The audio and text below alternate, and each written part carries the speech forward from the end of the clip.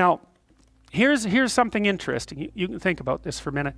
I went and saw an autistic woman speak at one point. Her name was Temple Grandin. She's really worth looking up. Temple Grandin is a very interesting person. She's very seriously autistic when she was a child, but her mother and her worked her out of it so that she's very functional. She works as a professor.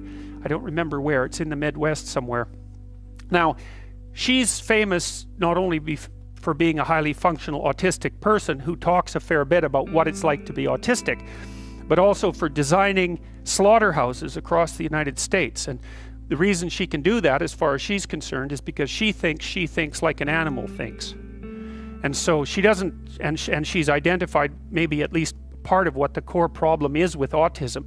So the talk I heard her at was in Arizona, and it was a really an entrancing talk. She showed some really interesting pictures of animals. So what she's done is she's redesigned slaughterhouses so that when the animals enter the slaughterhouse, they go in like a spiral, basically. They can't see what's around the corner, and the walls are high so they're not distracted by anything outside. So one of the things she showed, for example, was a bunch of cows going through a standard sequence of gates, essentially, and off to the side there was a windmill spinning, and the cows would stop because the windmill, they didn't understand what the windmill was, and they'd stop. Or showed other pictures where cows were going down a pathway too, and there was a Coke can sitting in the middle of the pathway, and the cows would all stop because they didn't know what to do with it.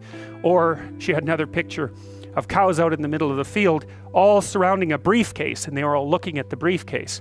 And the cows didn't like anything that shouldn't be there and had a hard time mapping it. Now she said, here's a little exercise she did. She said, think of a church. Okay, so maybe you imagine a child's drawing of a church. It's like your standard house, like a pentagon, right? Which is basically how children draw the front of a house, with a steeple on top and maybe a cross on top of it or something like that, which actually isn't at church. It's an icon of a church. And you think about how children draw houses too. Pentagon, rectangle, what is it, trapezoid, chimney, almost always with smoke, which is quite interesting. I don't know where kids get that exactly, but they almost always draw a chimney with smoke, even though chimneys with smoke aren't that common anymore. But anyways, you can see what a child's picture of a house looks like in your imagination. One of the things that you might want to think about is that is not a picture of a house at all, right? It's an iconic representation that's kind of like a hieroglyph, because no house looks like that. And then you think about how a child will draw a person. Circle, stick, stick, stick, stick, stick. And you show it to someone and go, that's a person. It's like, really? It looks nothing like a person, right? You immediately recognize it as a person, but it looks nothing like a person. Well, what Grandin said was that when she thinks of a church, she has to think of a church she's seen. She can't take the set of all churches and abstract out an iconic representation and use that to represent the set of all churches. She gets fixated on a specific exemplar. And she thinks that one of the problems with autistic people, and they have a very difficult time developing language, by the way, is that they can't abstract out a generalized representation across a set of entities. They can't abstract. And of course, if you can't abstract, then it's also very difficult to manipulate the abstractions. And you see very strange behavior with autistic children, for example. So they don't like people. And that's because people don't stay in their perceptual boxes. Like a human being is a very difficult thing to perceive because we're always shifting around and moving and doing different things. Like we don't stay in our categorical box. So autistic people have real trouble with other people. But they also have trouble. So for example, if your autistic child gets accustomed to your kitchen, let's say, and you move a chair, then especially if they're severely autistic, they'll have an absolute fit about it. Because you think kitchen with chair moved. They think completely different place.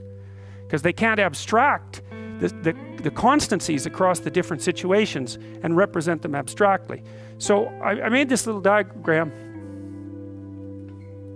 I made this little diagram here to kind of give you a sense of what you might be doing when you're abstracting perceptually. And so you could say, think about something that's that complicated.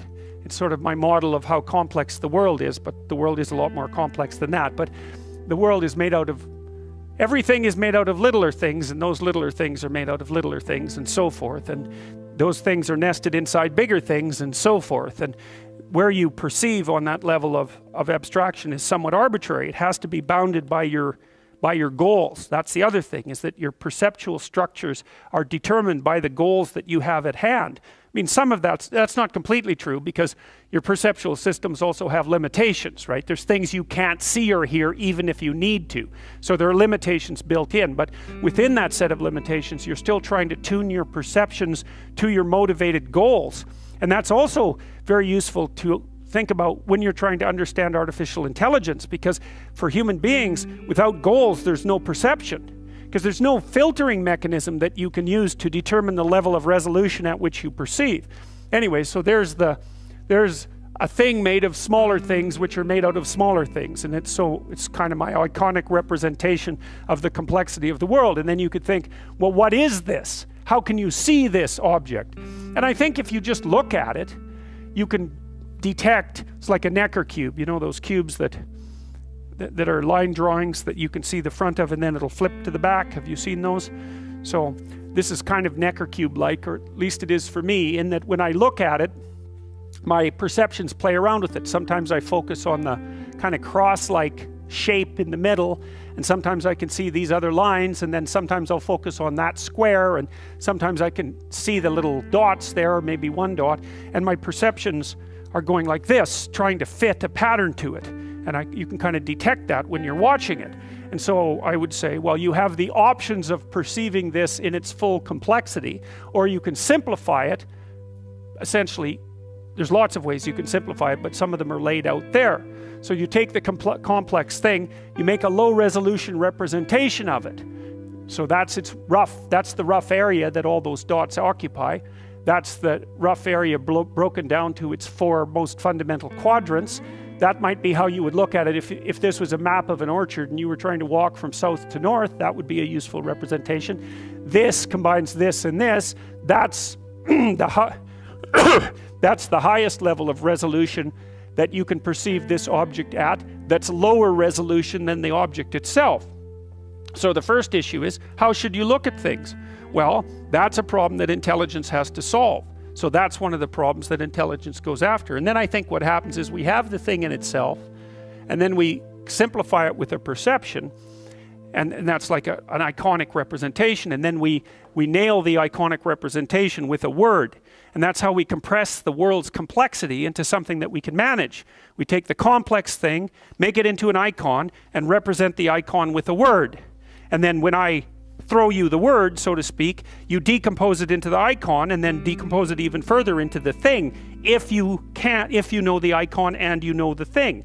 And so then we can use shorthand, right? Because you have representational structures and so do I, and I'm just tossing you markers about your representational structures and you can unfold them.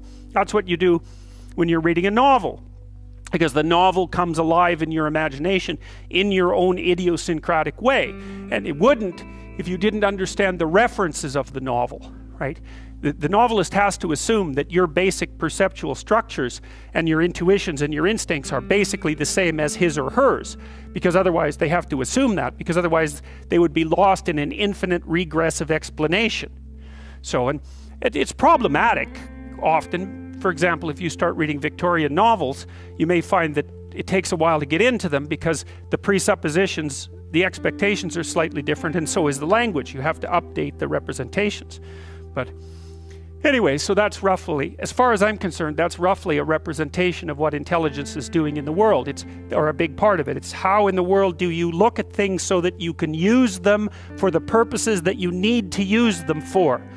And then the next problem that intelligence has to solve, which is related, is once you've got the perceptual landscape sorted out, how do you abstractly represent the action patterns that you're going to implement in the world? So it's, how do you perceive where you are now? How do you perceive where you're going? And how do you construct up and then implement strategies that enable you to move from where you are to where you're going? So it's a continual process of mapping and movement. And so it's navigation. That's what we're doing in the world all the time, is navigating through it, because we're mobile creatures. We're navigating through it, attempting to make the world manifest itself in accordance with our wishes. And that's the fundamental problem that intelligence has to solve. And animals have their perceptions to rely on, but we have our perceptions and our ability to abstract from those perceptions multiple times, and then to abstract finally into language. So we live in a very abstracted world. And it also means that we can learn a lesson in one place and generalize it across many other places, which is also something that animals have a hard time doing, because they don't know how to do that initial perceptual generalization. So